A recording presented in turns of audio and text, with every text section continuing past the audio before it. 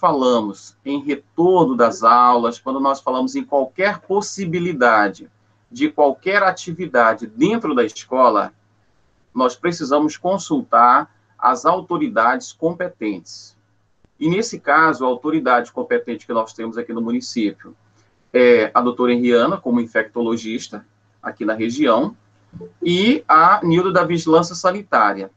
Então, nós preferimos ouvir primeiro a doutora Henriana, que está na linha de frente, que está nesse contato direto, ver as orientações que ela tem para a gente para pensar educação. Quando nós pensamos em educação, nós pensamos aqui, nesse momento que nós estamos, que o diretor vai na escola, o supervisor está indo, às vezes o pai vai pedir informação, e se houver alguma questão judicial ou outra que venha se falar em retorno, como vamos fazer, tá bom?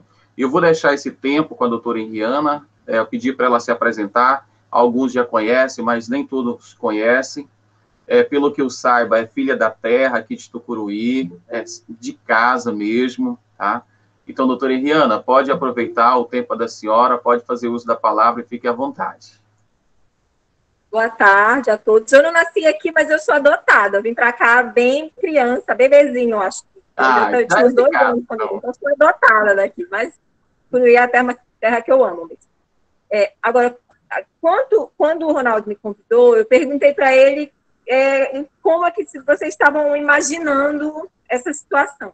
Porque o Ministério da Educação, ele lançou uma cartilha que eu até acabei passando para o Ronaldo agora em julho, no começo de julho, eles lançaram uma cartilha para orientar o retorno do ensino médio e da educação superior. É muito, pelo que eu já li da cartilha, é uma situação bem complexa no ensino fundamental, porque eles preveem o que é previsto para os outros locais. Tem que ter termômetro e verificar a temperatura de todos os alunos, no caso. Tem que manter um distanciamento de 1,5 metro. Como é que vai fazer 1,5 metro para frente, para os lados e para trás, numa sala que tem 30 alunos, 40 alunos? Você não vai conseguir manter... assim, eles recomendam que mantenha as portas e janelas abertas, que evite assim, ficar com o ar-condicionado o tempo todo ligado, né, por causa tem que manter as portas abertas. Em algumas escolas não tem ar-condicionado, tudo bem. Mas algumas escolas, a gente sabe que a ventilação não é adequada.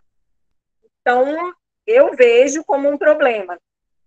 A estratégia para creches, para a escola de ensino infantil, o MEC nem disponibilizou ainda. As prefeituras, de fato, estão se organizando, mas é mais difícil ainda para a creche, porque creche as crianças tiram a máscara, não conseguem, precisa de uma outra pessoa para ajudar em todas as atividades delas. Então, não vai ter distanciamento, né? As crianças não vão ficar distantes uma das outras, porque elas vão brincar, faz parte da atividade delas, lúdico, elas vão ter que interagir. Como é que vai fazer isso mantendo o distanciamento de 1,5 metro? Eu não vejo como creche, ensino infantil, as crianças conseguirem voltar. Não consigo, hein? A menos que se eles dão opções de escalonamento, de horário de lanche, tudo bem, pode manter um horário de uma turma, outro horário de outra turma, mas mesmo assim, uma escola muito grande, as últimas crianças que forem lanchar já vai ser quase na hora da saída. Então, é bem complexo esse processo. O MEC fala para utilizar a tecnologia da informação, mas as prefeituras e as próprias crianças não dispõem disso. Não sei qual estratégia a prefeitura daqui vai lançar a mão para isso. Além de tudo isso, tem que recomendar que as crianças vão de cabelo preso, que não usem relógio, que não se cumprimentem, que não brinquem de brincadeiras em que fiquem perto. É um trabalho árduo, e não sei se possível. Numa escola com 1.000 alunos, como a gente sabe, tem escolas públicas aqui de Tucuruí, tem 1.000 alunos, mais de 1.000 alunos. Como que vai fazer para manter distanciamento entre 1.000 pessoas? Sim, aí eu preciso ouvir de vocês para que eu possa também ir ajudando vocês nesse momento. Doutora Henriana, o professor Adonias também já está na sala. Eu vou pedir que ele apresente um pouquinho também os anseios, né? Ele está representando aqui a secretária municipal de educação. Professor Adonias, pode falar aí com a gente. Deixa eu ver se ele já está com...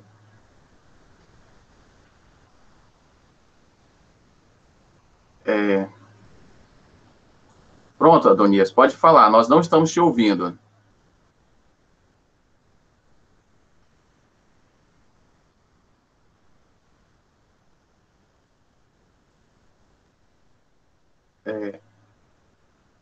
Adonias?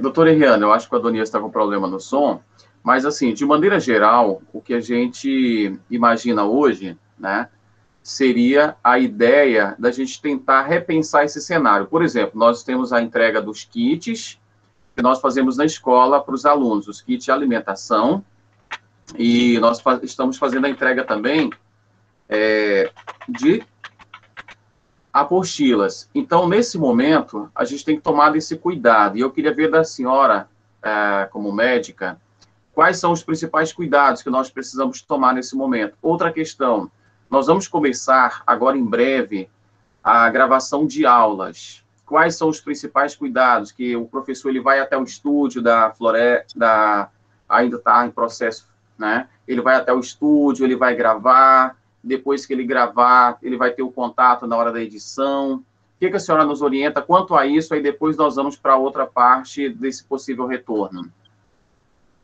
Da questão do estúdio, eu não sei como... Na Floresta, eles até se mantêm bem distantes. No estúdio de lá, eles ficam bem distantes. Mas chega de máscara. Na área comum, que a área de edição é bem apertadinha lá. Uhum. É uma área pequena. Apertada não, é pequena. E precisa ficar mais próximo. Nesse momento, fica de máscara, já que vai precisar sentar do lado, numa mesa ao lado. Ficar de máscara o tempo todo.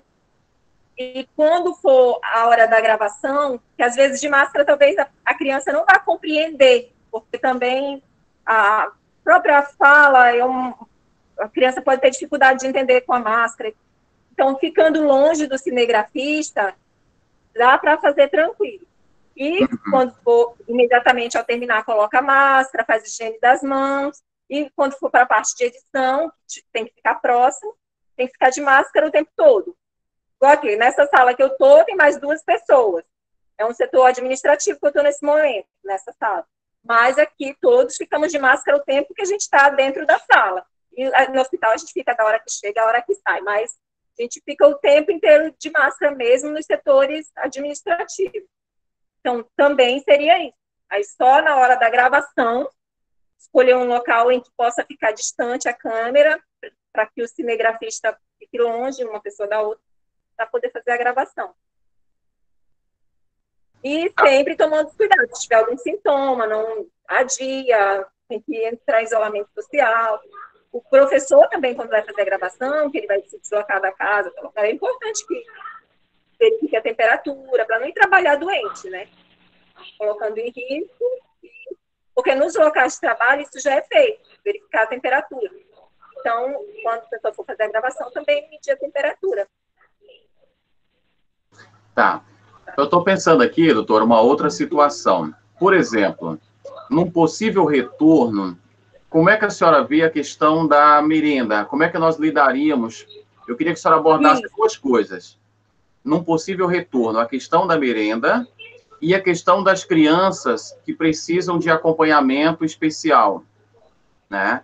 Que sempre tem o mediador, tem aquela coisa, são crianças mais complexidade. Aqui a gente tem a Vlad, a Beth, uma outra equipe que já estão representando esse segmento das crianças que precisam desse atendimento educacional especializado. Então, o que a senhora nos diz sobre esses 2 pontos agora? Eu queria discutir bem. Merenda e educação especial. A merenda tem que haver um escalonamento dos horários, igual como eu estava comentando anteriormente. O problema é que escolas muito grandes, a última turma que for lanchar vai ficar bem tarde, né? E aí, distanciar no refeitório as crianças, 1,5 metro de distância entre elas, marcando mesmo nas cadeiras, coloque não sente, a gente faz assim, a gente põe a plaquinha não sente nesse local, e alguém vai ter que fiscalizar para que aquela criança não sente. Nesse momento, ela vai precisar retirar a máscara para comer. Então, na frente dela não vai poder ter outra pessoa, porque não vai manter o distanciamento de 1,5 m. Aí vai ter que... Cláudio, não estou ouvindo nada ainda. Já começou ou como é que está esse negócio aí? Eu não sei o tamanho dos refeitórios, se isso será possível, né, esse escalonamento das turmas. Então, turma tal, vai... E nas filas também, nas filas da merenda, né? A fila tem que manter o distanciamento da criança da frente para outra.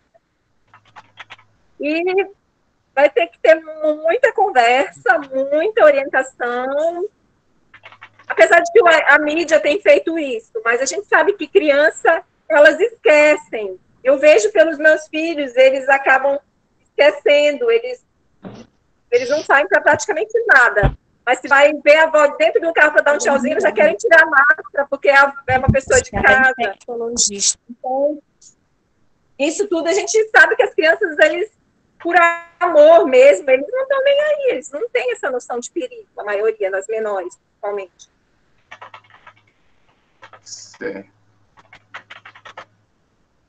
Certo, doutora. Realmente. Outra coisa é a questão, assim, uma vez a higiene depois dos pratos, dos talheres, a equipe da cozinha que vai lavar esses talheres também tem que estar com equipamentos de proteção, né? Vão ter que estar de luva, de máscara, porque a colher entrou em contato com a boca, né? Se a pessoa estiver contaminado, pode contaminar o utensílio. Então, não pode compartilhar a colher. E também no momento de lavar, não pode pegar uma colher suja, de repente passar a mão no olho, na boca, no nariz. Tem que ter esse cuidado de lavar de luva. Certo. Deixa eu ver se o Adonias consegue falar agora. Professor Adonias, o senhor consegue participar agora, professor? Está me ouvindo, professor Adonias? Deixa eu ver aqui se ele está conseguindo ouvir a gente. E ainda tem assim, tem que haver um treinamento da equipe da limpeza, que a limpeza da escola não vai ser como a limpeza da escola antes. Que varria o chão, lavava o chão com água e sabão. E agora vai ter que passar álcool em todas as carteiras, vai ter que passar álcool nas maçanetas das portas, vai ter que passar álcool na bancada da mesa. Então, assim, a equipe de limpeza também vai ter um trabalho extra nesse retorno, se houver o retorno agora, e tem que cuidar, porque às vezes a criança, ela perde a noção, baixa a máscara, passa a mão no nariz, esfrega na mesa, passa a mão Porque a gente sabe que eles fazem isso. Eles tiram mesmo, eles passam a mão na boca e no nariz, e o narizinho tá com coriza, aí eles passam a mão e esfregam nas coisas. Isso, as crianças não têm muito essa noção. E acaba contaminando a superfície, e vai ter que fazer a limpeza de cadeira por cadeira da escola. Além do chão, além de todos os cuidados que já era feito anteriormente. Nós temos um outro problema, as crianças, principalmente as pequeninhas, elas gostam de andar passando a mão em todas as paredes, em tudo. A senhora vê a necessidade dessa limpeza também, na altura da onde passa a mão? Sim, tem que limpar. Tem que limpar. Então, porque as crianças pequenas, elas, mais do que os adultos, elas são portadoras assintomáticas. Muitas crianças não sentem nada, mas adoeceram, ou estão doentes e não manifestam nada. A gente vê isso em todas as pesquisas e nas estatísticas mesmo, que a gente teve poucas crianças graves. A gente praticamente não teve criança grave por conta disso. Então, são crianças que conseguem brincar, não ficam acamadas, não tem dor no corpo. Elas conseguem levar o dia a dia delas normal, porque o vírus está com elas e, mesmo assim, não está provocando nenhum sintoma. E aí, elas vão continuar ativas como são. E podem, sim, passar a mão nas paredes, pegar a mãozinha suja do narizinho, da boca, e aí acabar contaminando. Aí precisaria limpar a higiene de superfície, por exemplo, nos carros, nos ônibus. Teria que ver uma forma do ônibus não ficar lotado. Depois que o ônibus levar as crianças, tem que limpar onde as crianças seguram, do banco, né? Tem que limpar o banco, limpar onde as crianças... Porque elas põem a mão, elas põem a boca na cadeira da frente, as crianças menores. Então, isso tudo tem que ser visto. Tá.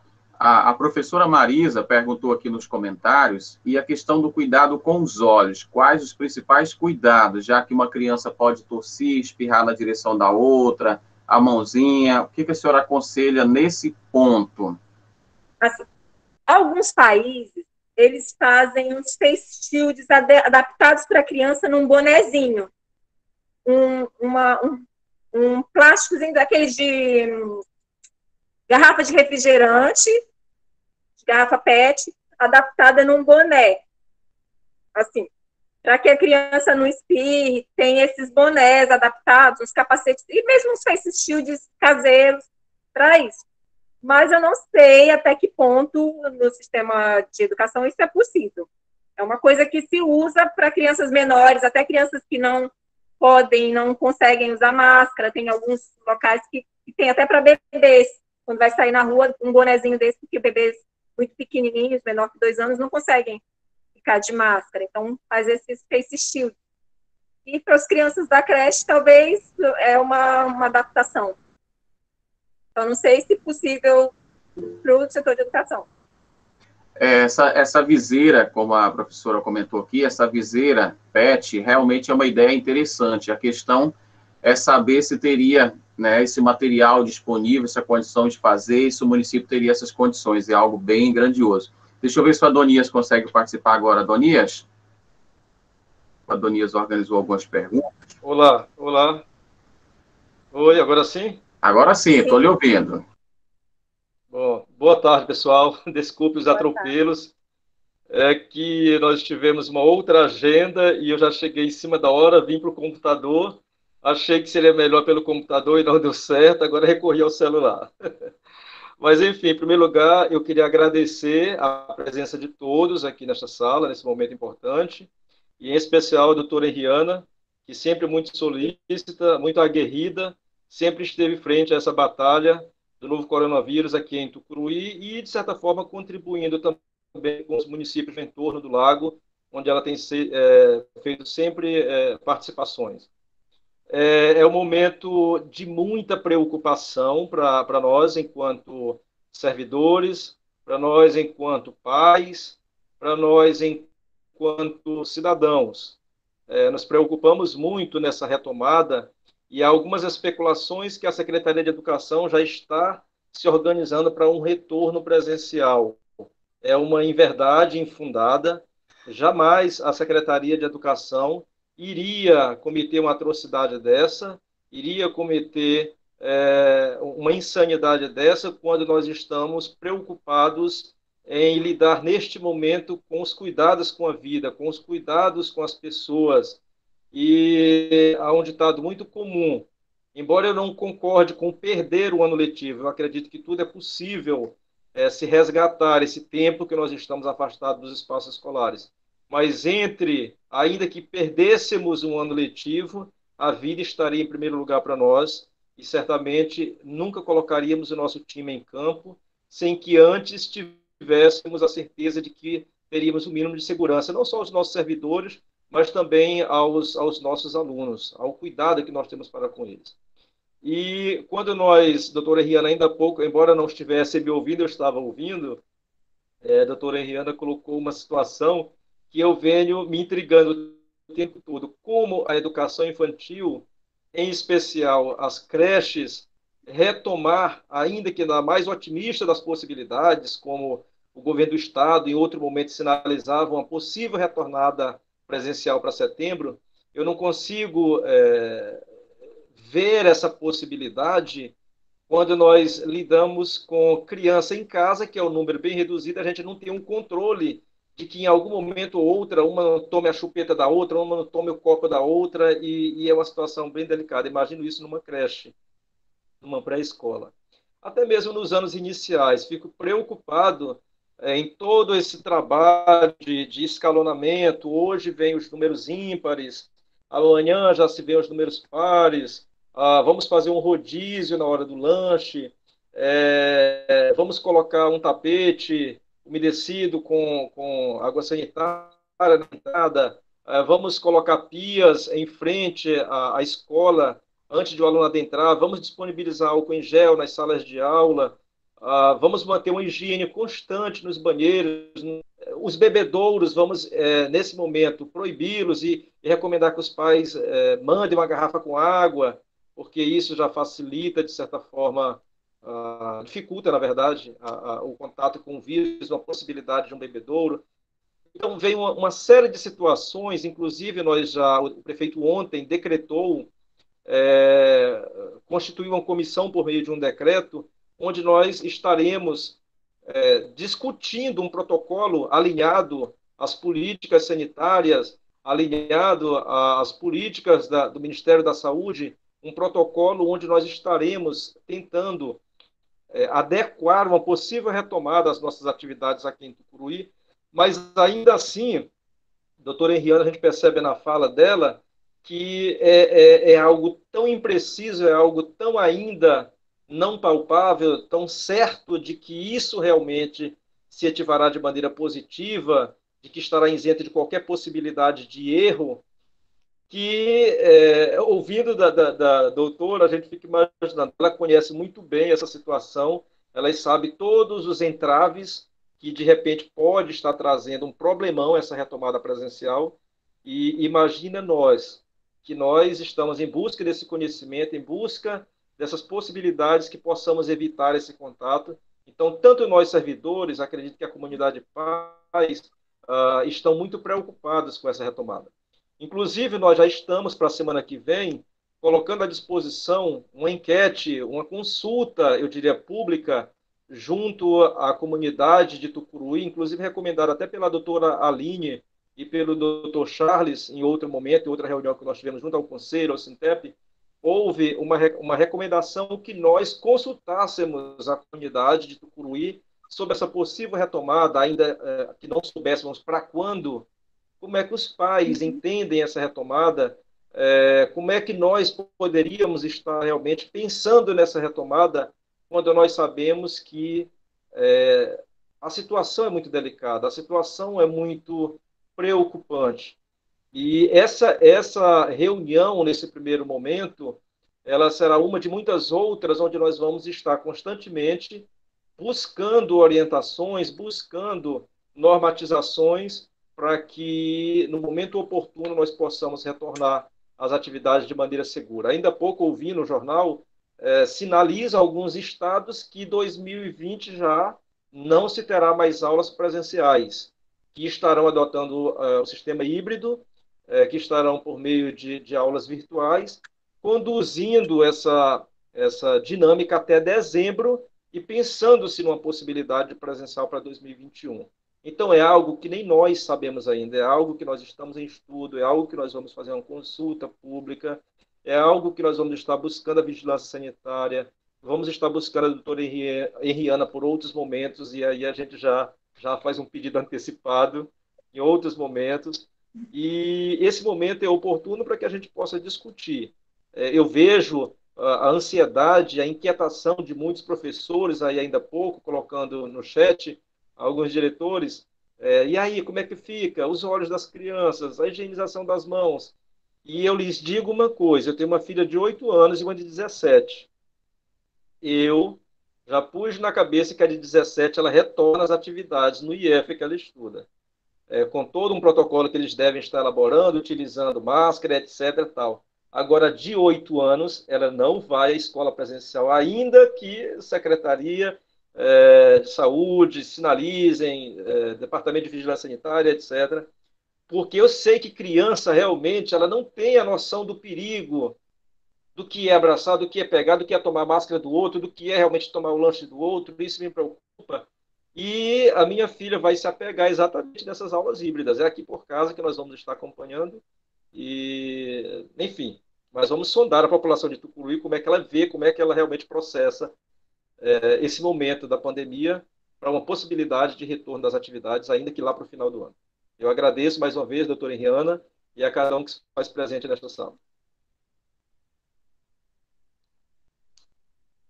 E eu tenho o tempo todo perguntado na Sociedade Brasileira de Infecto, porque tem médicos do Brasil inteiro, para que nas cidades deles já tem alguma cartilha, alguma sugestão oficial, mas ainda ninguém se atreveu a fazer uma cartilha com orientações para o ensino infantil, assim, de tomar essa responsabilidade para si, por conta disso. Para o ensino médio e superior, tem uma cartilha já do MEC, como eu comentei no início. Mas para o ensino infantil tem algumas recomendações que são as que a gente vem fazendo, que tem nas lojas, que tem nos bancos, que é a temperatura, álcool, higiene, máscara e distanciamento. Mas para crianças muito pequenas é complexo.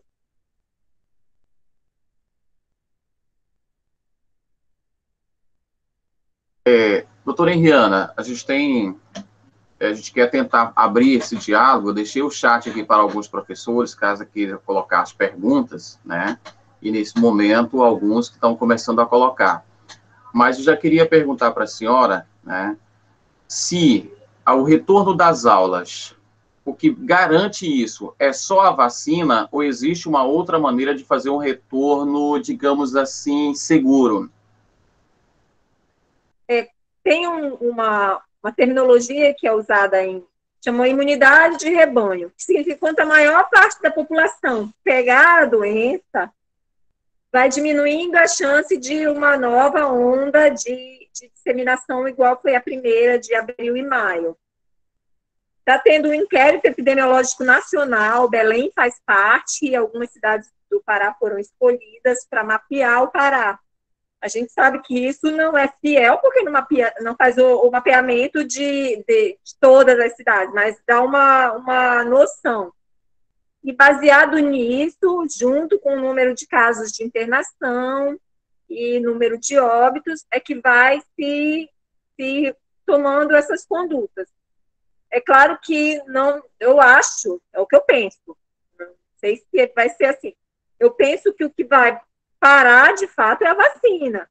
Mas eu acho que não vão esperar pela vacinação em massa para que possa retomar as atividades, todas as atividades, porque mesmo que a vacina saia até o fim do ano, a gente sabe que alguns países, os países produtores e os países que têm dinheiro para comprar, vão ser os países que vão ficar com maior número de doses nesse primeiro momento.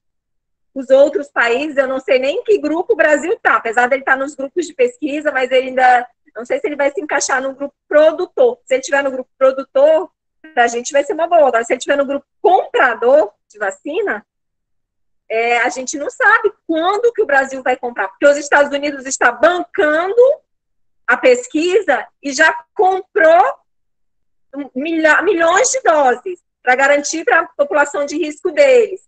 E vários outros países que têm dinheiro fizeram isso, já comprou a vacina antes dela ser fabricada. Então, de fato, eu não sei em que patamar está o governo brasileiro, não sei. E a gente, mesmo quando fabrique, quando que isso vai chegar para toda a população brasileira. Então, talvez isso ainda demore até o fim do ano que vem, porque ainda tem que descobrir, depois tem que produzir para o mundo todo, porque não é um foco individual, igual febre amarela, que é em alguns países, sarampo, que é em alguns lugares, poliomielite. Não, que é para todo mundo ao mesmo tempo. Então, vai ser todo mundo querendo comprar ao mesmo tempo. Então, a gente não sabe quando vai chegar. A gente quer que chegue até o fim do ano, pelo menos a produção, o início dessa produção, a descoberta e o início de produção. Mas eu acho que para chegar para a gente mesmo, para a população em geral, vai demorar mais até o ano que vem ainda. E, doutora, hoje em Tucuruí, a senhora que está acompanhando de perto aí no regional, junto com a vigilância, como é que estamos? Como é que está a nossa situação? Teve aumento de casos com o famoso... Não, o número de casos diminuiu, o número de casos tem diminuído drasticamente. O regional ainda tem muitos casos porque ele não recebe só Tucuruí. Ele recebe do estado todo, mas, assim, nós já tivemos leitos, o número de leitos ocupados tem diminuído, o número de pacientes graves tem diminuído consideravelmente, já está se estruturando que uma das UTIs vai ser desativada por Covid, vai ficar só uma UTI, porque a gente já não tem tantos pacientes precisando de UTI ao mesmo tempo. É o que a gente falava antes do achatamento da curva. Achatamento da curva era isso, o número de casos tinha que ser menor que a nossa capacidade. Então, agora a curva está dentro do que a gente consegue sem sufoco, nesse momento. Tem se falado de uma segunda onda, de uma possibilidade agora, pós-férias, pós-praias, de ter um agravamento da situação. Isso é real? Existe essa possibilidade? Baseado nos surtos de outras doenças respiratórias, como influenza, baseado nos países, por exemplo, do Oriente Médio e de lá da Ásia, onde a pandemia iniciou, isso é possível. No caso da influenza, por exemplo, na maior parte de 2018, no início do século, 1918, tiveram 3 ondas ao longo de 3 anos, praticamente uma onda por ano. E naquela época não tinha vacina. A gente não acredita que isso vai se repetir agora, porque a gente tem a fé, na verdade, e torce para que a vacina cumpra esse período, né? Não seja tanto tempo para esperar essa vacina, 3 anos.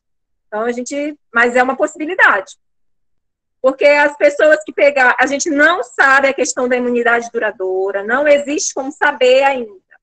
Existe que a gente acredita que quando pega uma vez, tem o menor risco de pegar novamente. Mas isso é tudo, ainda não tem tempo. A gente tem 8 meses de doença, né, que começou em dezembro, estamos finalizando o mês 7, então a gente tem 8 meses de doença. Então a gente viu ao longo desses 8 meses que a maior parte das pessoas que pegaram a primeira vez não voltaram a adoecer. Mas a gente não sabe se com 10 meses, se com 1 ano, se com 1 ano e meio, essas pessoas possam adoecer novamente.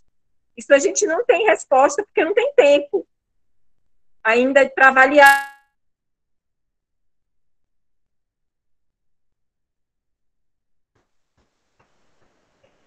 Eu acho que deu uma travadinha na internet da doutora Eliana, tá? Mas, enquanto isso, eu estava olhando aqui no chat, eu acredito que a internet dela caiu e ela saiu da reunião. Mas, assim que ela retornar, eu vou estar fazendo a pergunta que a Veridiana pediu para a gente retomar, que é a questão da educação especial, a educação inclusiva, né? As salas de recurso, uma vez que o atendimento é individualizado. E eu acredito que, nesse momento, é importante falarmos sobre o assunto, porque, iniciando as transmissões de aulas pela TV e rádio, muitos pais têm reclamado essa situação, se essas crianças terão esse atendimento ou não. E a Beth, que está aí acompanhando com a gente, junto com a Vládia, né? Eu até queria que a Beth falasse agora para a gente, um pouquinho, como é que está sendo o andamento da educação especial nesse momento. Beth, você pode falar um pouquinho para a gente? Como é que tem sido? Os pais têm pedido esse atendimento? As crianças especiais têm conseguido fazer as atividades da apostila? E você acredita que elas vão conseguir acompanhar pelo rádio e pela TV?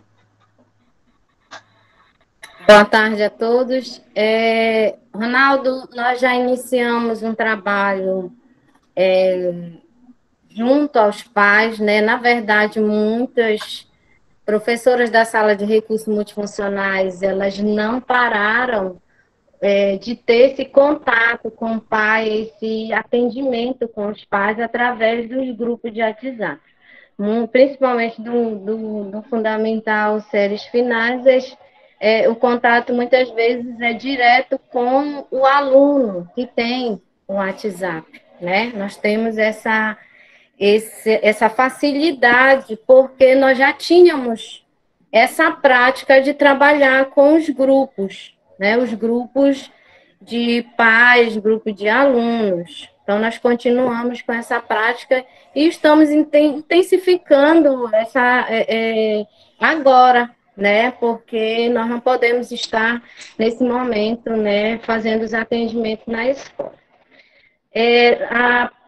No começo de julho, nós fizemos uma reunião com toda a equipe, né, a equipe da assessoria e equipe da sala de recursos multifuncionais, que nós temos uma média de 35 polos dentro do município. Quando eu falo polo, eu me refiro à escola, né, que faz um atendimento para o aluno daquela escola ou de outra escola que não tem sala de recursos.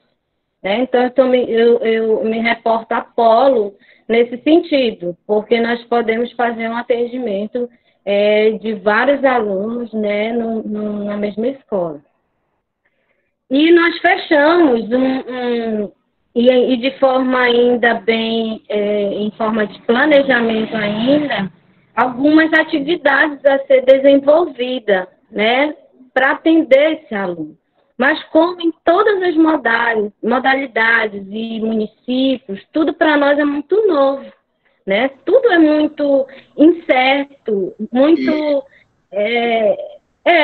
a gente não tem como garantir que vai ser 100%, que vai dar tudo certo, porque nós estamos... Oi. Assim, aproveitando a doutora Iriana, que já está de volta, quais que seriam os maiores desafios para vocês hoje e ver o que a doutora Iriana pode ajudar a gente, principalmente nessa questão da educação especial? Já pode fazer a pergunta dirigida para ela, que ela já está de volta. Sim. Então, a nossa preocupação maior são os nossos alunos que têm algum tipo de comorbidade, né? A criança que realmente ela tem, além da deficiência, uma questão de saúde. Nós temos vários casos de crianças, né, com síndrome de Down, por exemplo, né, que tem um problema sério de coração. Nós temos várias crianças autistas que também têm uma comorbidade, têm um problema de saúde. Não é que a deficiência seja em si um problema de saúde, não é, né? É diferente. Você tem uma deficiência e você tem um problema de saúde. Mas, realmente, elas são muito frágeis, elas têm vários comprometimentos. Nós temos um número muito grande de crianças com paralisia cerebral, né, que também tem uma série de comorbidades. Então, nesse sentido, doutora, a gente vem, né, perguntar, né, eu gostaria que a senhora esclarecesse mais essa questão desse retorno, né, dessas crianças, os cuidados que nós devemos ter. Atualmente, essas crianças... atualmente, as crianças estão sendo atendidas ou não estão sendo atendidas? Como é que está sendo agora para essas crianças? Está parado nesse momento? Está parado. O atendimento que se faz é através dos pais, né, com alguns grupos, e nós estamos confeccionando em cima das apostilas que estão chegando para elas um material adaptado através de jogos didáticos e atividades estruturadas. A gente está na fase de finalização desses kits, que são de forma mais prática, podemos dizer assim. O que é fazer adaptação? É pegar um conteúdo que geralmente o aluno sem deficiência consegue fazer e transformar ele mais acessível, para que o aluno tenha mais entendimento.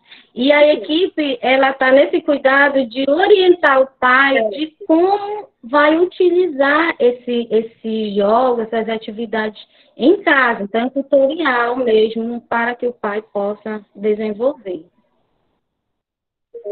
Eu acho que, nesse primeiro momento, vocês podem fazer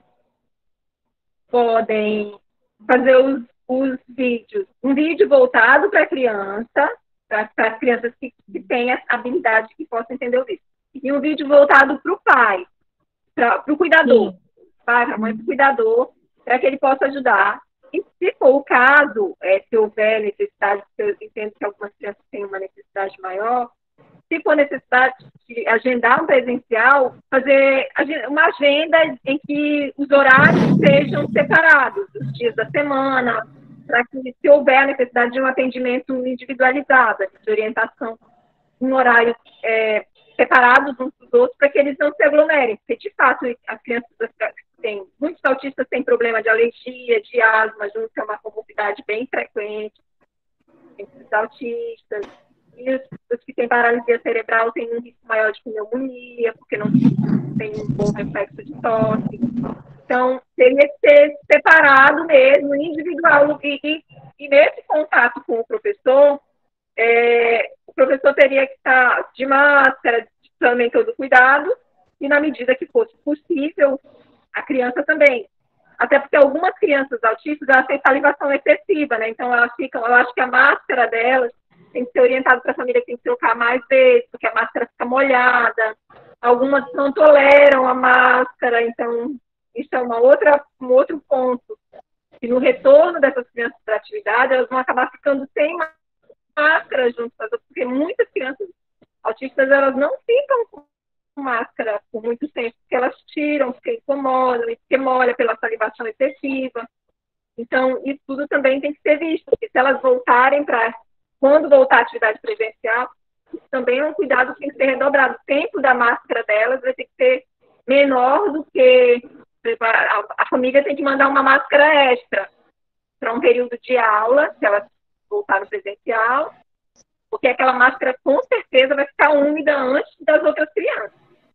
E, por enquanto, tentar, se houver necessidade, do material de casa e a orientação através de vídeo para o pai não for suficiente, agendar mesmo como se fosse uma consulta com um terapeuta ocupacional, como se assim, que é individual. Aí marca só aquela criança para tirar aquela que eu não sei até que ponto isso é possível.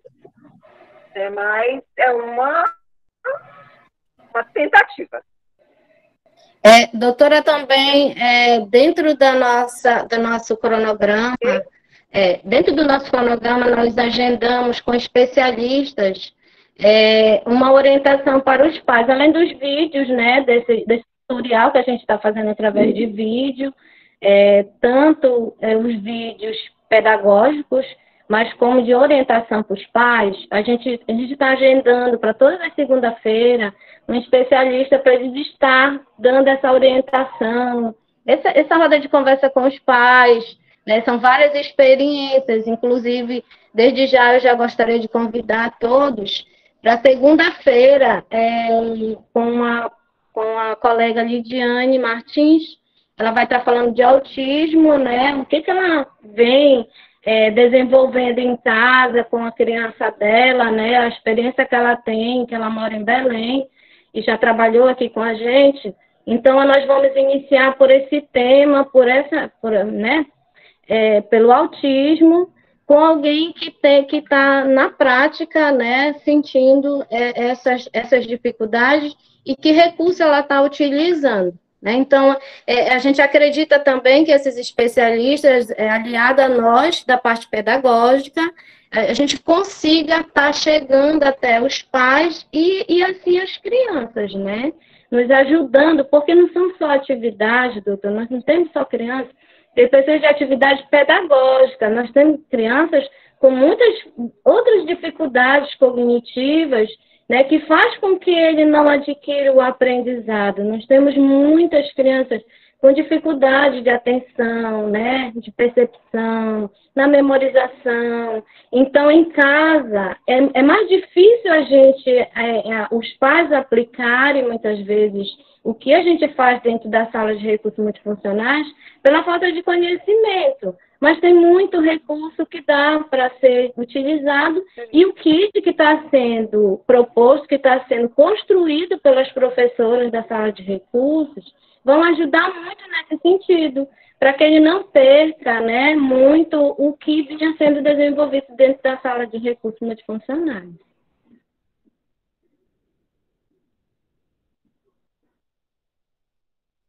Eu acho que esse é um momento, apesar de todo o sofrimento que o momento trouxe para todos nós, é um momento rico também, que eu acho que todos nós aprendemos de novas habilidades.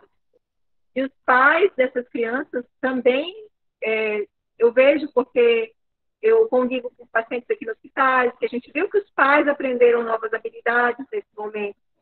E até coisas que a gente achava que não fosse possível, acho que a gente subestimava. Eu penso, eu mesmo, quanto profissional, às vezes eu subestimava alguns pais e eu vejo que eles se superaram e eu fico feliz de perceber isso. Quanto que a pandemia mostrou que que algumas coisas a gente pode ir além. Eu acho que nesse momento, essa atividade com os pais também vai ser proveitoso para um momento futuro, porque as crianças vão voltar para as atividades em sala em algum momento, mas os pais vão ter, já vão ter inserido tanto nesse processo de educação que isso não vai ser desaprendido depois, isso vai ser mantido. Então, para o processo educativo, para o futuro, isso vai ser bom. Esse período vai ser bom, porque eles vão ter aprendido a lidar com a situação de forma mais integral, porque eles delegavam um pouquinho para a escola, que eles estão tomando conta agora, vai ser bom para o futuro. Então, eu creio que tudo é um aprendizado e isso vai valer a pena. Eu gostaria também de frisar essa importância, né? E sempre que eu posso falar, eu ressalto, é a família, a escola e o especialista, né? Muitos deles estão sem terapeuta ocupacional, estão sem psicólogo. Então, essa parceria é extremamente importante, né? E muitos pais, realmente, o que a senhora falou é verdade. Muitos pais se eximem de fazer a sua parte e até de criar esse vínculo com a criança. Nós entendemos que tem muitos pais, né, que estão trabalhando, que não conseguem. A gente está pensando também numa alternativa, né, de sanar essa dificuldade também, né, nesse sentido, para que dê um suporte nessas atividades. Como eu falei a princípio, nós não sabemos o resultado, mas pelo nosso esforço, né, pela nossa dedicação, a equipe é muito empenhada, muito dedicada, muito capacitada, está se esforçando muito para elaborar um material e construir um material muito acessível, né, e que poucos lugares a gente tem visto isso, a adaptação curricular para a criança. Então, nós acreditamos que isso vai realmente atingir as nossas expectativas e a necessidade dos alunos, né? E, assim, não coloque em risco o estar, né, dele próximo de outras crianças, de outras pessoas, a princípio, né, para que não seja proliferado esse vírus. Então, é uma alternativa que, a princípio, a gente está encontrando, né, que a gente está propondo, e que realmente chegue, né, e a gente está fazendo com muito carinho esses materiais, e eu acredito que nós vamos alcançar um número muito grande. Fizemos um levantamento das necessidades dos pais, né? Quais são os recursos, as mídias que eles têm, né, para acompanhar essas aulas remotas. Nós fizemos uma pesquisa bem minuciosa com quem a gente conseguiu alcançar, né? E nós vimos ainda uma dificuldade em vários recursos, né? Então, a gente propôs essa questão dos jogos adaptados, né, das atividades estruturadas, porque a gente está se basando também não só numa fala, mas em metodologias científicas, né? Metodologia cientificamente testada e que dá certo, se a pessoa realmente aplicar de forma adequada. E obrigado, Beth, pela fala. Eu queria ver aqui com a doutora Riana, como o Adonias falou, né? Nós estamos agora, recentemente, constituído ontem, o comitê para pensar algo nessa possível retomada, caso seja solicitado isso pelas autoridades. Doutora Riana, eu acredito que depois, quem não está presente, vai assistir o vídeo da equipe do comitê, e eu queria pedir para a senhora que abordasse para nós qual que seria o principal foco desse comitê constituído a olhar para a educação nesse tempo de pandemia em uma possível retomada. Qual que deveria ser o foco? O que a gente precisa para não se passar batido em nada? O que a senhora nos orienta enquanto educação nesse sentido?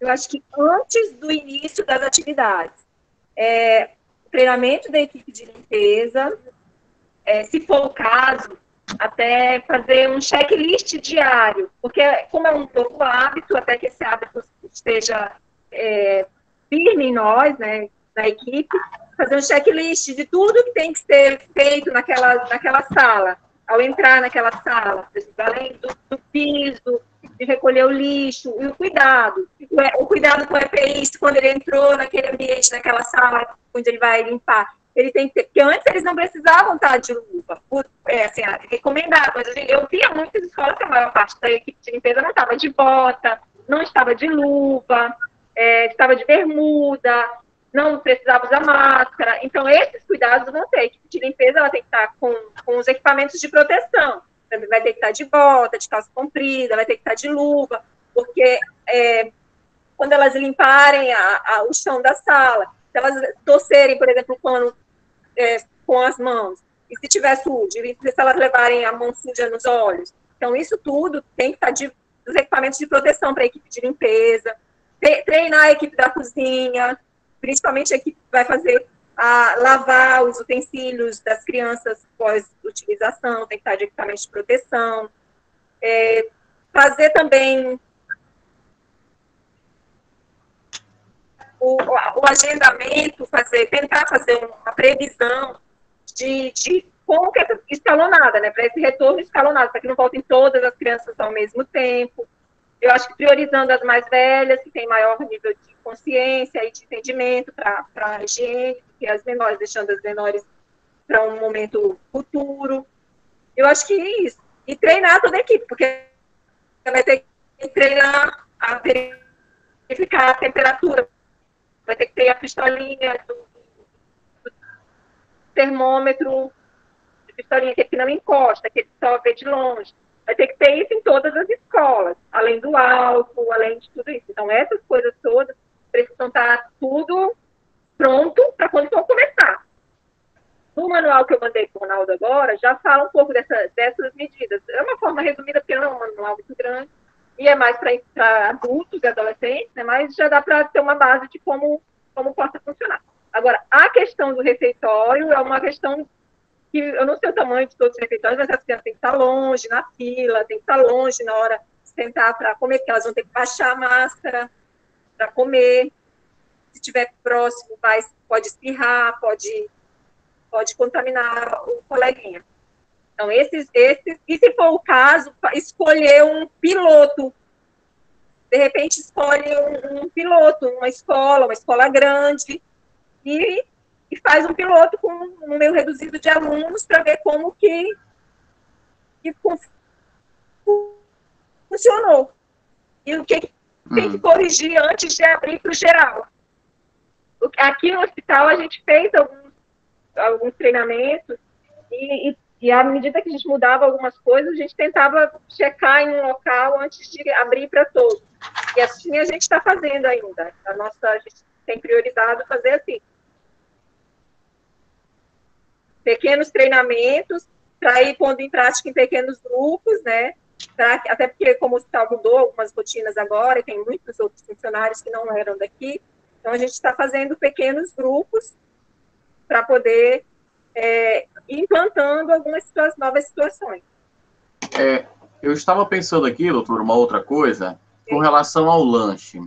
Esse lanche servido em sala, será se amenizaria essa situação? Já que vamos estar com a quantidade reduzida de aluno em sala, de repente, levar o lanche para ele em sala e suspender o intervalo? O que a senhora me diz quanto a isso? Se a sala for ventilada, é uma possibilidade, mas se for em salas muito abafadas, vai ficar pior, porque vai ficar todos sem máscara, num local de ventilação e de troca de ar ruim, né? Tem que ver isso, porque às vezes no refeitório,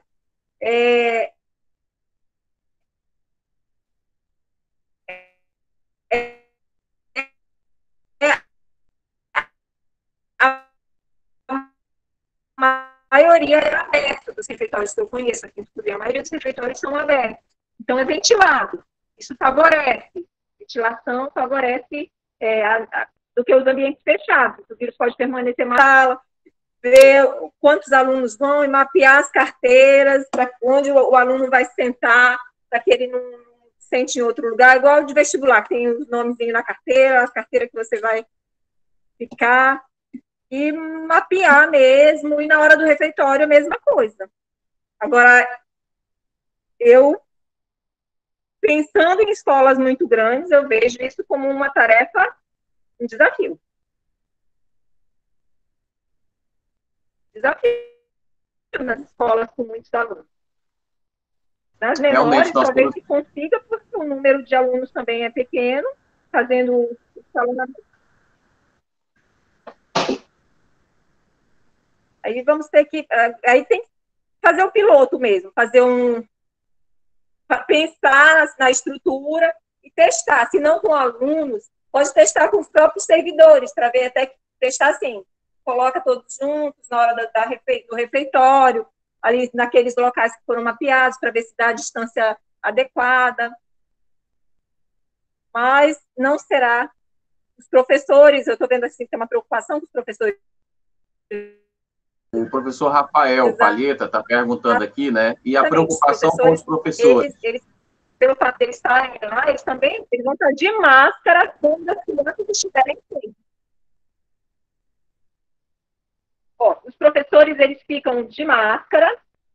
Quando os alunos forem para o refeitório, se os alunos vão estar sem máscara, os professores têm que estar com máscara e mantendo um distanciamento maior, tentar fazer uma supervisão distante.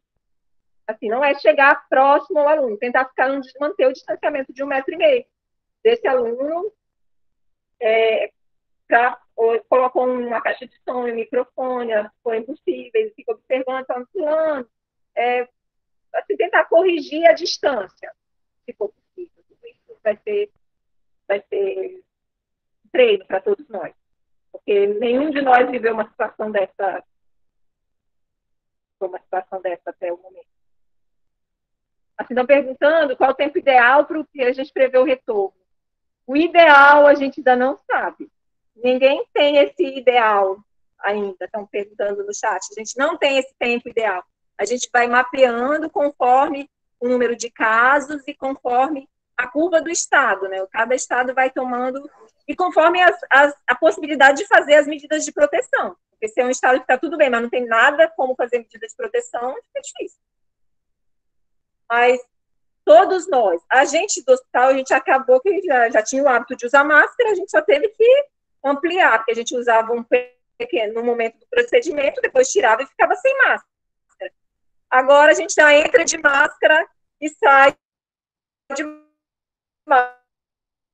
máscara, a gente praticamente só tira mesmo quando vai tomar água e no refeitório, a gente sempre orientando para manter o distanciamento. Mas para nós, eu entendo que tenha sido um aprendizado mais rápido, porque é um hábito que já era nosso. Agora, para todas as outras pessoas que não tinham esse hábito, é uma coisa que leva um tempo mesmo. E para as crianças, então, leva um tempo muito maior, porque elas não entendem perigo. Ok? A Rita pediu que quer perguntar. Rita, pode fazer sua pergunta, Rita. Oi, boa tarde.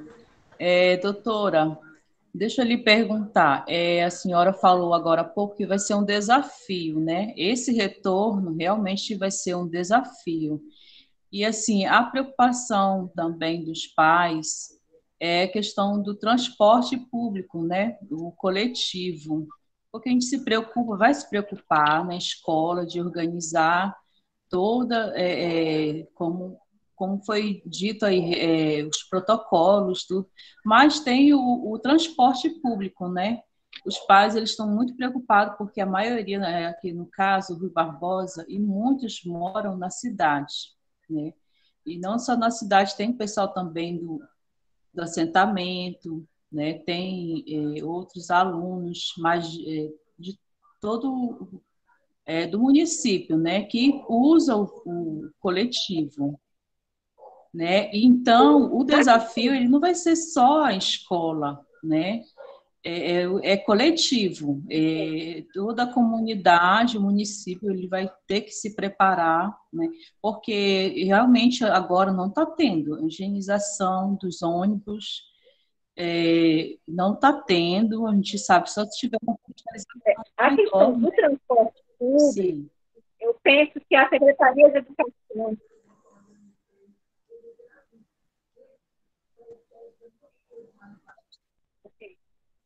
Eu penso que no transporte público, a Secretaria de Educação vai ter que conversar com a aviação civil, no caso do transporte que as crianças fazem na aviação, que vão por conta própria. Vai ter que entrar em contato com a aviação e pedir um maior número de ônibus nos horários de entrada e saída. Para que não fique muito cheio os ônibus, para cada ônibus não ficar superlotado.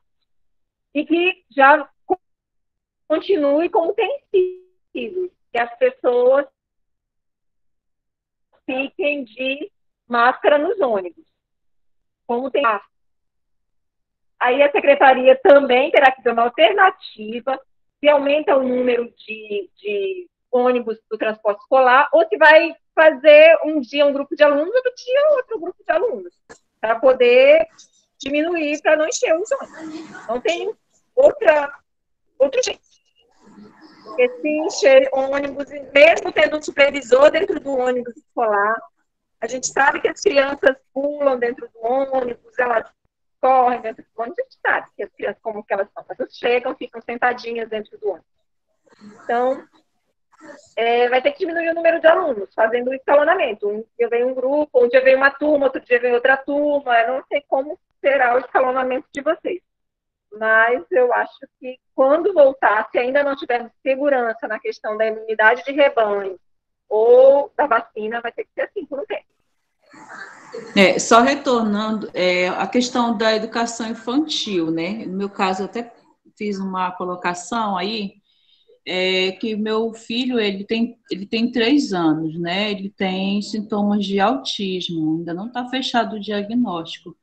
E, assim, eles são, assim, muito criança, assim, passa a mão no chão, põe na boca, ele não aceita a máscara, né? Não aceita nem a higienização, passar o álcool, tem toda e lavagem das mãos toda hora, tem todo, porque eles não aceitam toque, né?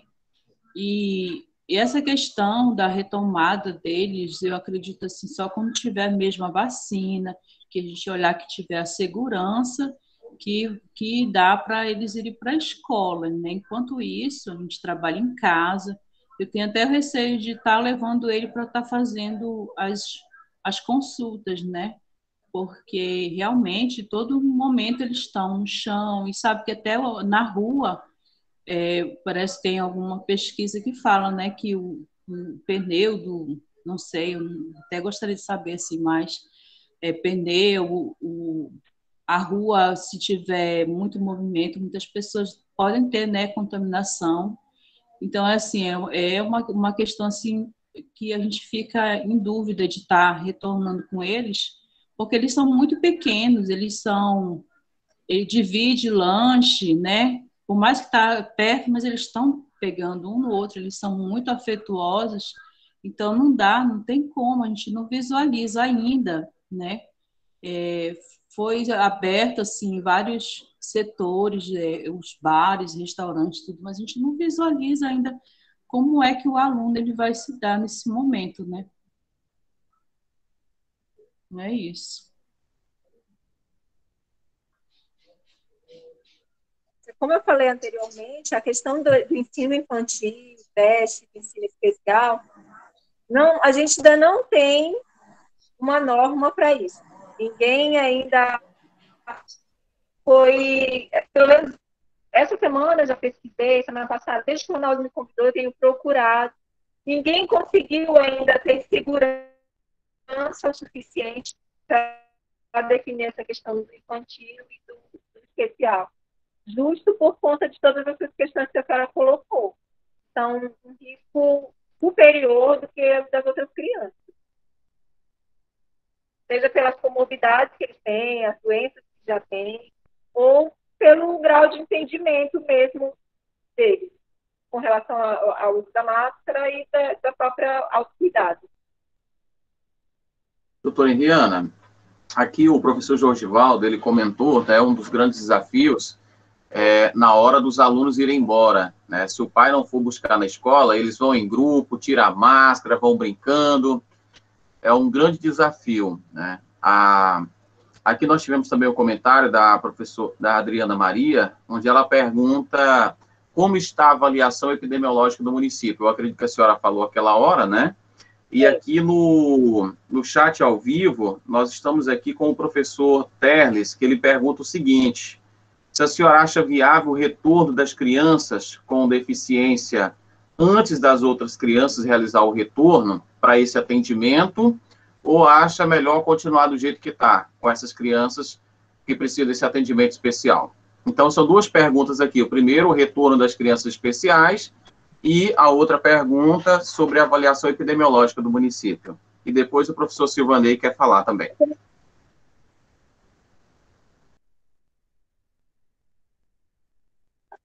Quanto à questão das crianças com deficiência, como eu comentei ainda há pouco, acho que as crianças que tiverem como os pais receber, as crianças recebem a orientação e os pais receberem a orientação, um vídeo específico para o pai, sim, mas se as crianças que precisarem, é feito um atendimento individual, assim, marcar um horário, um local, horário para aquele atendimento daquela criança, não coletivamente. Ali, então, vai poder fazer um atendimento tanto da criança quanto a orientação do pai, para que ele possa dar seguimento em casa das atividades.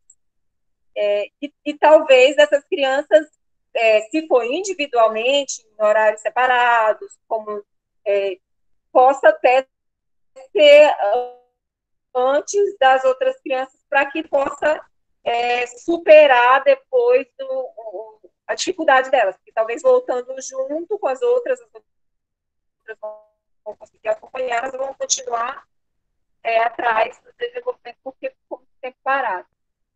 A questão da saída das crianças da escola, eu acho que a gente vai precisar, quando retomar, a imprensa vai ter que ter orientações da imprensa para que os pais orientem suas crianças, momentos, porque dentro da escola vai ter toda uma vigilância, mas fora da escola, como que vai vigiar essas crianças para que elas não se aglomerem?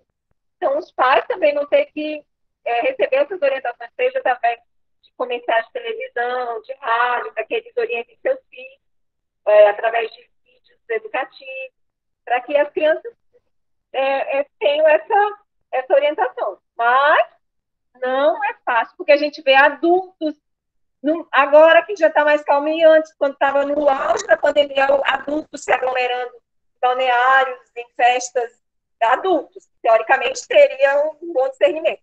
Imaginou criança, né?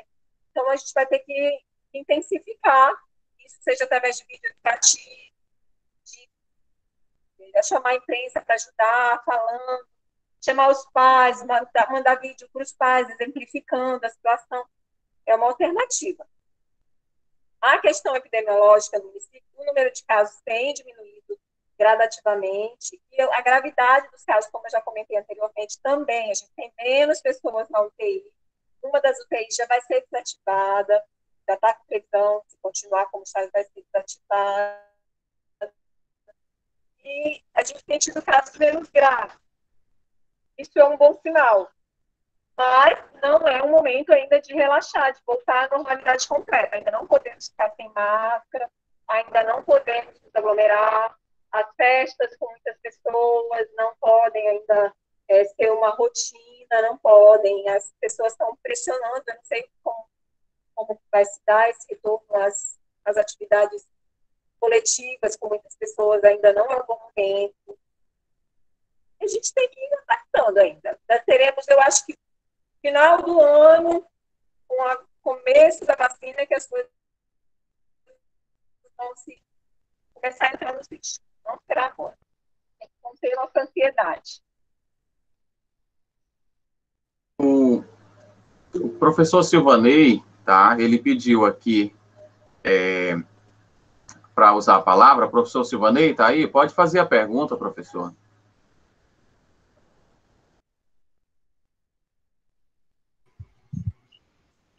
Boa tarde. Então, eu havia pedido e depois eu cancelei, né? Mas já que o Ronaldo deu a oportunidade, vou perguntar para o Adonias e para a equipe da CEMED e para a doutora também, qual seria a possibilidade de haver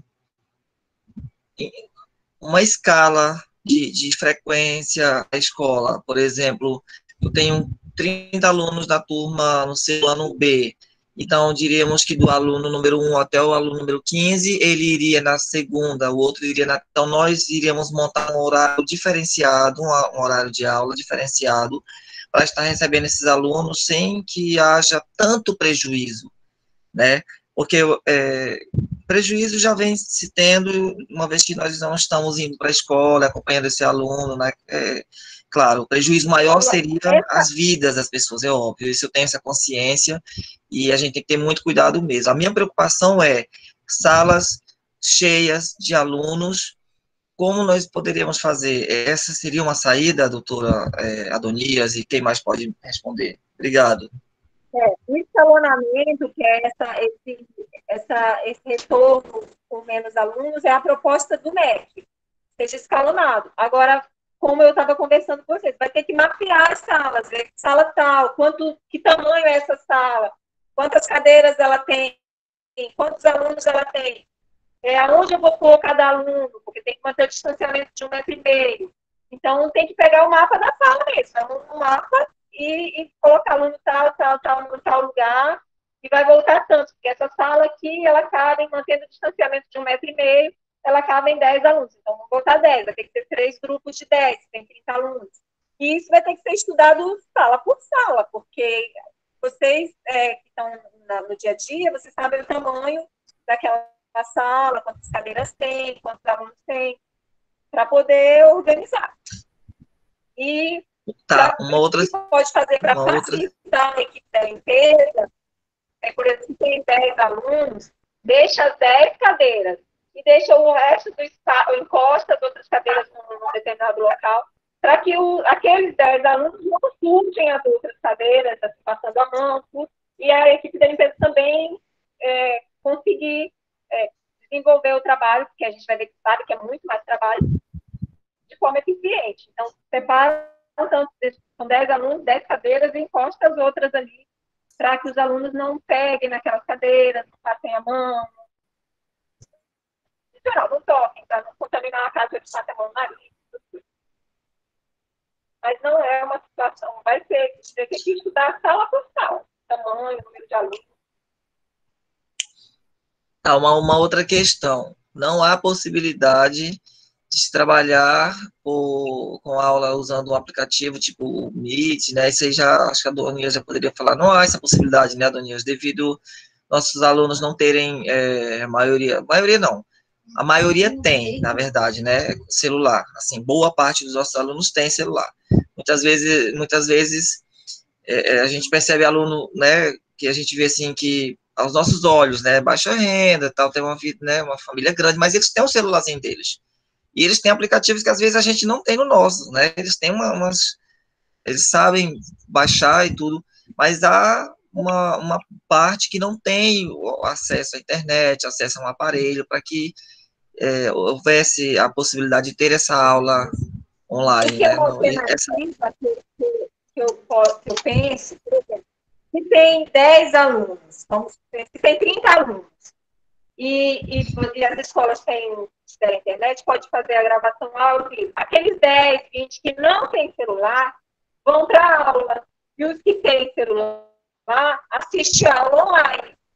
O professor vai ter que dar aula para os 10 que estão presencial, e os outros 10 que têm celular e podem fazer, eles fazem a aula online ao mesmo tempo que os que estão ali presencial. Já diminui o número de alunos na sala. E aí, aquele que não tem, vai para a aula, vai presencial. Aquele que tem, eu não sei como é que funciona. A plataforma que os meus meninos têm utilizado na escola deles é o Plural. Eu não sei como que funciona, assim, se tem como a prefeitura comprar essa plataforma. Várias escolas têm utilizado essa plataforma, inclusive para fazer as provas. As tarefas ficam lá no plural, eles respondem lá mesmo. Eu não sei como que é a questão financeira para a escola aí. Eles respondem até as provas. Na hora das provas, o professor, tentando colar, essas coisas, eles conseguem. Tanto é que critério lá que não pode desligar a câmera na hora da prova, não pode desligar a câmera na hora da aula, não pode comer na hora da aula, mesmo ela sendo online. a criança não despertar, não dispersar. Então, eles têm que seguir, têm que vestir uniforme. Na escolinha da minha filha tem que vestir uniforme, não pode ficar comendo na hora da aula. Tem que ficar como se estivesse numa sala de aula. Isso levou uns dias para eles se adaptarem, mas eles se adaptaram. E a prova eu achei bem legal, assim. A professora passou orientação para a gente, eles ficavam observando os alunos e os alunos respondiam as questões lá no telefone ou no computador, tablet. Deu certo, né? Não sei isso de uma proporção do número de alunos grande como é o ensino público.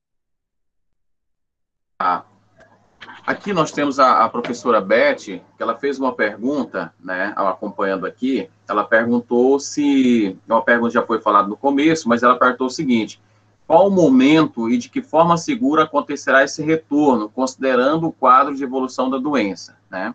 A senhora mencionou, vou pedir para a senhora dar uma reforçada, e aqui a Adriana Maria, ela perguntou o seguinte: geralmente o professor está colado no aluno, senta do lado, acompanha para poder explicar direitinho.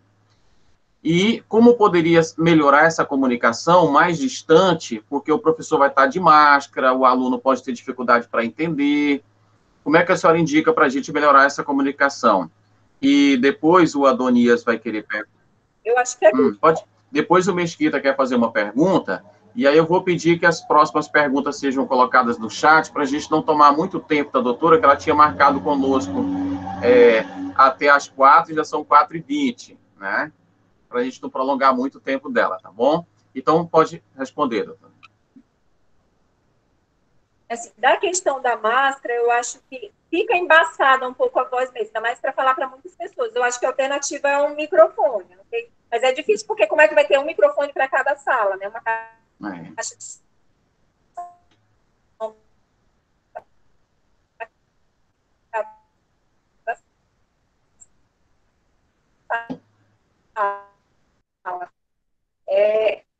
É um investimento a mais.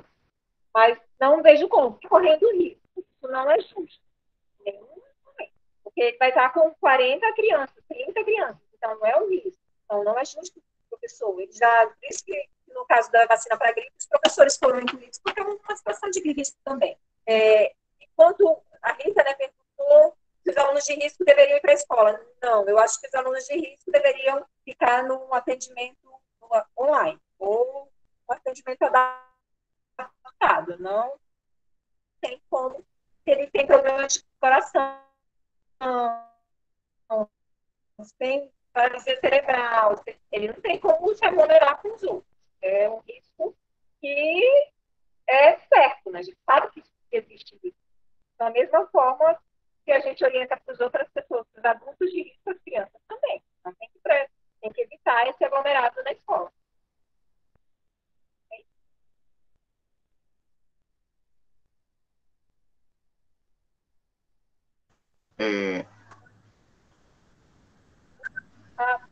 Tá, Adriana, obrigada pelo carinho da Adriana, que está aqui conversando. Mesquita? Obrigada, sim, o professor Mesquita ia perguntar, depois ele pergunta, tá? Doutora, como a gente programou para ir até já está com o seu tempo estourado, para a gente finalizar antes das 4h30, tem alguma consideração que a senhora acredita que seja de suma importância fazer nesse momento, alguma consideração? Deixar esse tempo de 10 minutos para a senhora fazer as considerações importantes, que a equipe possa acompanhar, que a gente possa realmente repensar. Ela já ficou à disposição de vocês, como eu conversei com vocês. Então, eu fico à disposição de vocês, Ronaldo, precisando, a gente pode voltar a conversar. Eu vou continuar perguntando para os meus colegas de outros estados, para ver se já nos estados deles já tem alguma alternativa, além dessa que o Ministério colocou para a gente. E eu fico à disposição, tá? Se vocês precisarem, vocês podem reportar as perguntas para o Ronaldo, para o Adonias, que aí a gente pode marcar novamente. Porque essa semana aqui no hospital foi bem corrida. A gente teve reunião quase a semana toda. Aí hoje, graças a Deus, está mais tranquilo, a gente conseguiu marcar para hoje. Tá? Mas estou à disposição. Se vocês precisarem, eu coloco à disposição para ajudar. Tá? Desejo para vocês todo sucesso, porque não será uma tarefa fácil, porque é um desafio. desafio. É um desafio para vocês, é um desafio para a gente também da saúde. Mas é um desafio. Estou aqui para ajudar. Um abraço a todos. A gente só tem a agradecer, doutor. O Adonias pediu para fazer algumas considerações também. Adonias, pode? Em primeiro lugar, enquanto Secretaria de Educação, nós gostaríamos de agradecer a participação da doutora Henriana, que muito disponível se faz todas as vezes que a Secretaria de Educação vem solicitando a sua participação. E muito esclarecedora, suas contribuições certamente nos embasará na hora da elaboração do protocolo de retomada dessas atividades. Então, os nossos agradecimentos à doutora Henriana e a todos que se fazem presentes. Eu gostaria de responder ao professor Silvanei ainda há pouco. Um abraço. E aí, o Ronaldo já tem o manual do MEC. Eu vou ver se eu consigo colocar aqui no chat. Oi? Pode falar, doutora. Oi, Adonias. Oi, eu acho que foi interferência, doutora. Pode falar. O Adonias, eu não sei se ele estava falando. Não, você falou do Silvanei. Ele ia falar alguma coisa, o professor Silvanei? Não, acho que foi interferência. Fique à vontade, tá?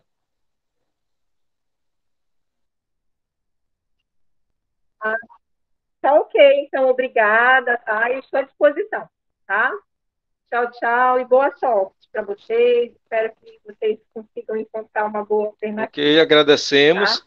Muito obrigado. Tchau. E nós vamos continuar um pouquinho mais com o bate-papo aqui com os colegas, tá certo?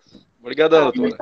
Muito obrigado, doutor. Obrigado, pessoal, disponibilizar esse tempo na sua agenda. Tchau. Muito obrigado, um abraço, bom trabalho para a senhora. E conte conosco também. Se puder, pode mandar. E se tiver uma novidade aí, manda para a gente. Tá? Muito obrigado mesmo. Adonias, ok, Ronaldo? Então, Adonias. Então, Ronaldo. Um abraço. Deus abençoe a todos nós. Abraço, doutor. Tchau. Ainda há pouco, o professor Silvanei ele fez alguns questionamentos, alguns direcionados à doutora e outros diretamente à secretaria, por assim dizer. Como seria essa retomada escalonada, uma vez que é uma preocupação, há de se manter o distanciamento de 1,5 metro de uma criança para outra, e essa atitude toda ela vai ser, por assim dizer, ela será normatizada por meio de um protocolo que uma comissão constituída, chamada Comissão Intersetorial, constituída por meio de um decreto publicado ontem, nós, junto ao Conselho Municipal de Educação, junto ao sindicato, junto aos demais representantes da sociedade civil organizada, nós vamos nos organizar para essa retomada de maneira segura.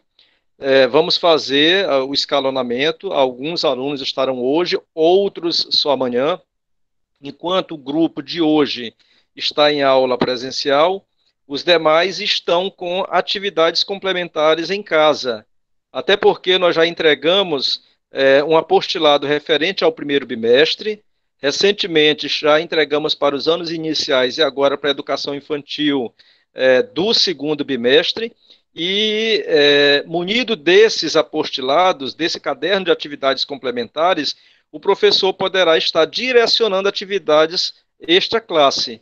Então, pessoal, amanhã serão os alunos de 1 a 10. Os demais ficarão em casa fazendo as atividades do caderno de atividades complementares da página tal, tal, tal. E quando eles vierem no outro dia, o professor vai estar fazendo uma intervenção pedagógica dentro daquilo que ele propôs que o aluno fizesse em casa. Além do mais, nós estaremos também com esse professor, e aí vai precisar também da disponibilidade dele, de criação de grupos de WhatsApp, e ele estará respondendo ali na sala do WhatsApp quais seriam realmente as atividades, quais seriam realmente as problemáticas que os alunos possivelmente venham a apresentar. E, é claro, nós não queremos que o professor fique em atividade fora da sua jornada de trabalho. Então, para isso, nós não vamos trabalhar 4 horas. Quando nós retornarmos, nós não vamos voltar 4 horas com os alunos de 1 a 10. nós vamos retornar com atividade, com X hora, e esse outro restante, digamos, de carga horária, seja para ele estar respondendo ali do grupo do WhatsApp, de modo que ele vai trabalhar no seu horário de rotina de trabalho. Nós não queremos que o professor à noite, que o professor de madrugada esteja respondendo no WhatsApp, porque ele também tem a sua vida social. Além de um grupo de WhatsApp que o professor poderá estar criando, que ainda há pouco foi colocado, que uma boa parcela dos nossos alunos tem celulares, aquele que não tem mais o pai ou a mãe deve ter, aquele aluno vai ter também as teleaulas por meio da televisão, por meio do rádio. Recentemente já contactamos com o analista de sistema para que ele possa elaborar uma plataforma Moodle, para que dentro dessa plataforma possamos monitorar, inclusive, o acesso do aluno a essa plataforma e que possamos colocar atividades onde o aluno pode estar respondendo lá e que pode gerar até um resultado no final de como foi o desempenho desse aluno. Nós já estamos em estudo com o analista de sistema para que aqueles alunos que dispõem de acesso à internet possam estar usando esses diversos meios que possam possibilitar o processo de ensino-aprendizagem. Aqueles outros que não têm essa disponibilidade de acesso, eles estarão aí utilizando o apostilado, estarão utilizando o rádio, né, e estarão utilizando os momentos presenciais que ele vai até a sala de aula.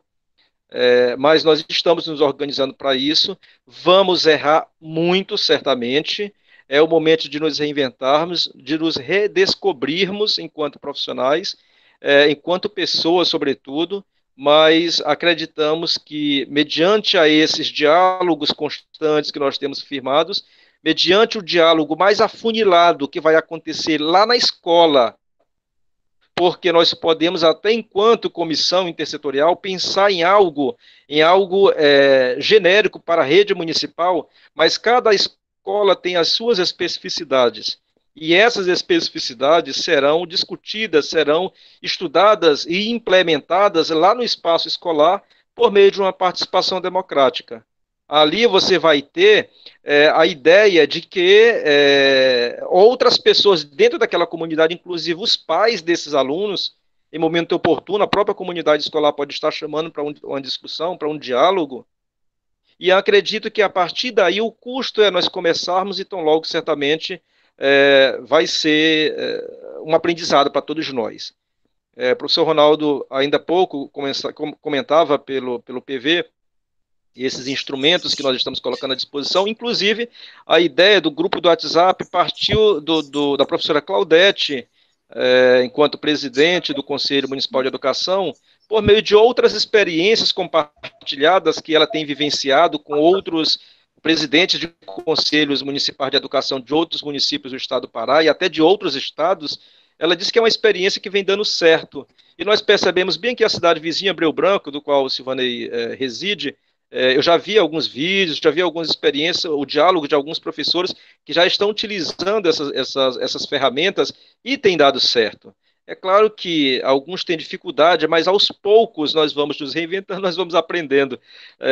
Por assim dizer, o professor nunca sabe tudo, e mais do que nunca, agora nós vivemos um momento de aprendizagem. E te confesso que eu estou tendo uma certa dificuldade, porque a tecnologia nunca foi o meu forte, mas estou aprendendo, tá bom?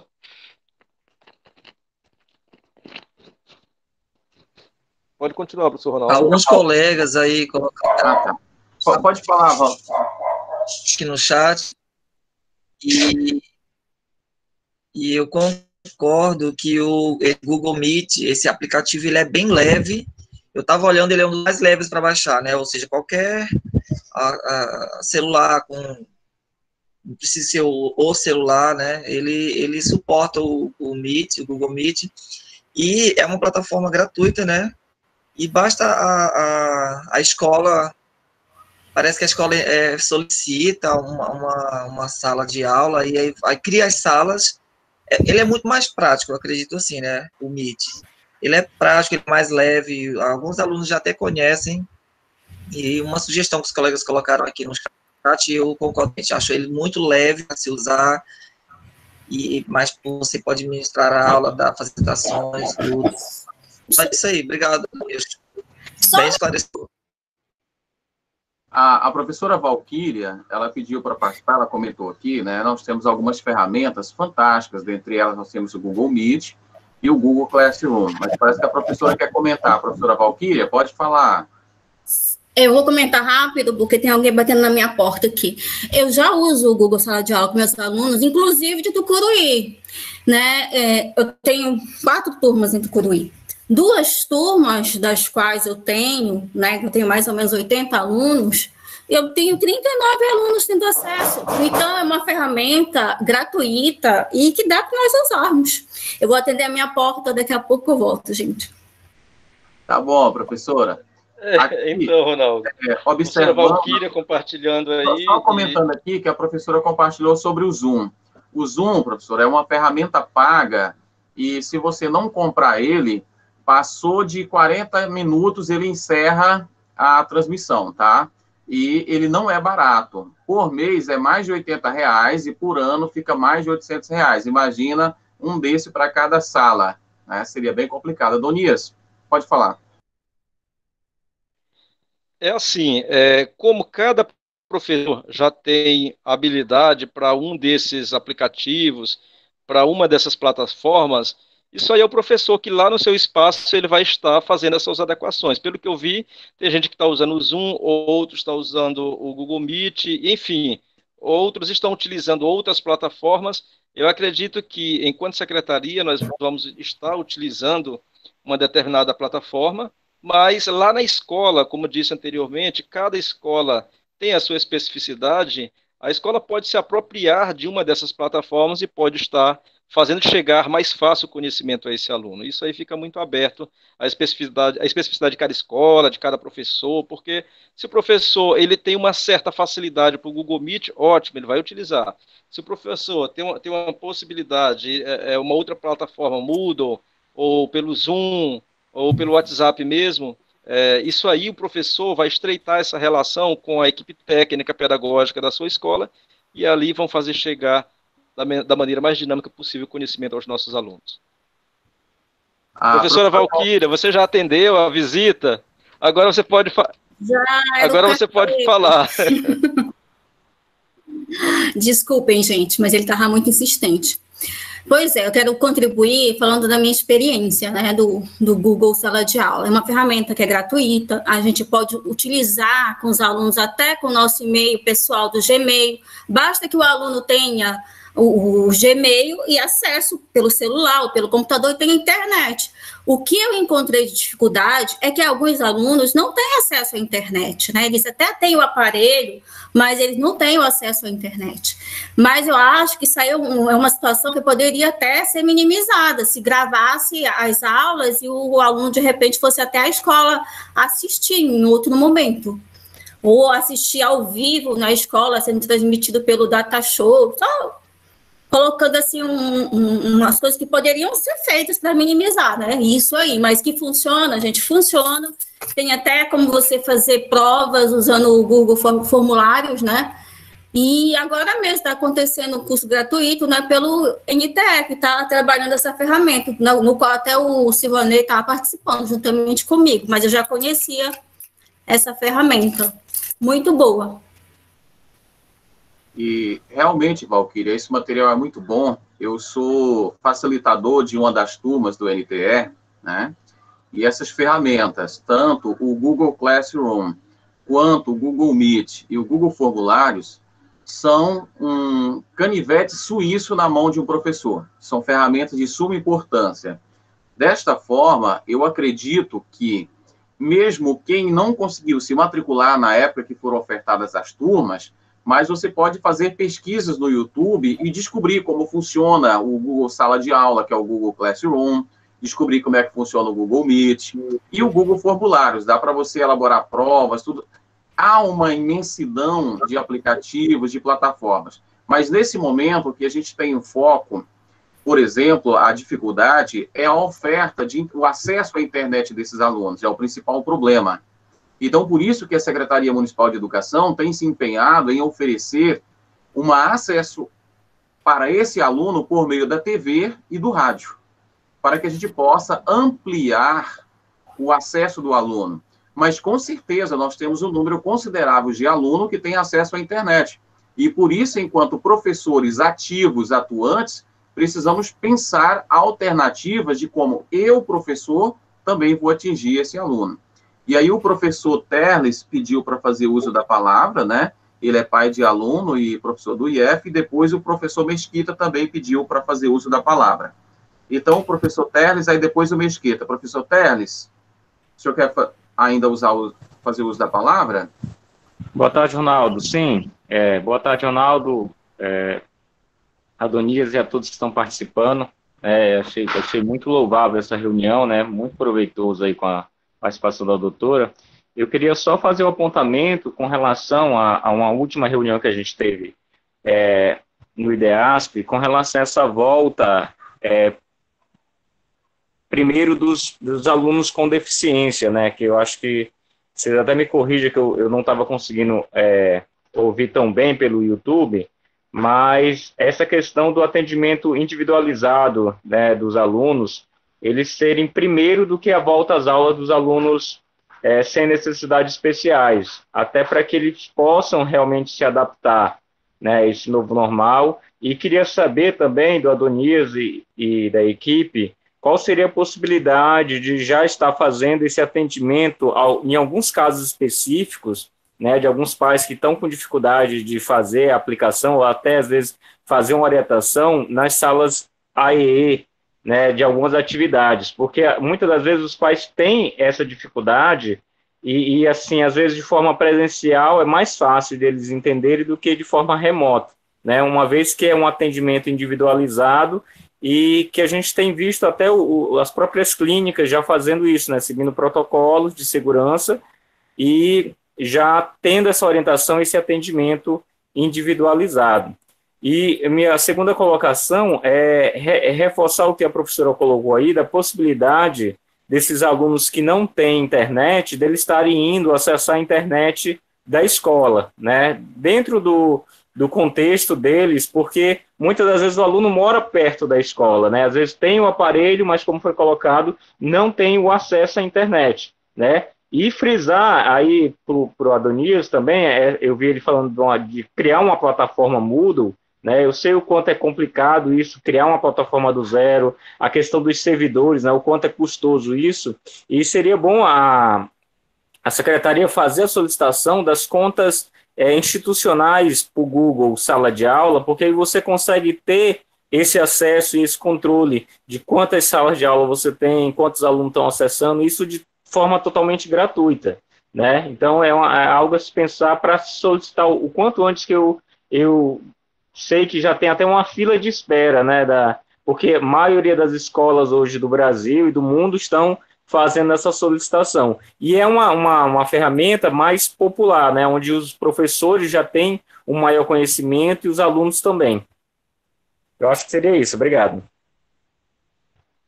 Ok, Terles. O Terles é muito participativo, inclusive esteve na última reunião conosco, onde se criou a comissão intersetorial. Com certeza, Terles, a gente vai sentar com o professor Ronaldo e o analista de sistema para nós analisarmos todas essas situações. A sua sugestão, com certeza, veio a contribuir. Em relação às salas de AE, Terles, a professora Elizabeth ainda há pouco mencionou, a equipe ela já vem confeccionando jogos para que esse atendimento seja de fato individualizado.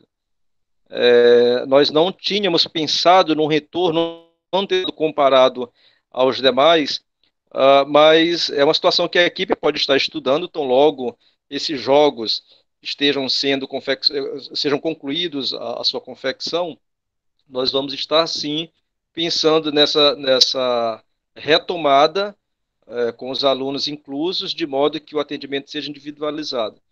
Inclusive, as salas de AE, o próprio pai, o próprio responsável por esse aluno, terá, sim, um espaço junto ao professor da sala de recursos para que receba orientações e ele possa intervir, ainda que de maneira leiga, pedagogicamente, lá no recinto da sua casa. Porque, Teles, essa preocupação vem nos consumindo noites de sono, quando mandamos apostilas para casa, quando pensamos em teleaulas, E nós sabemos que muitos desses pais podem não ter o conhecimento necessário e nem pedagógico para assessorar essas crianças.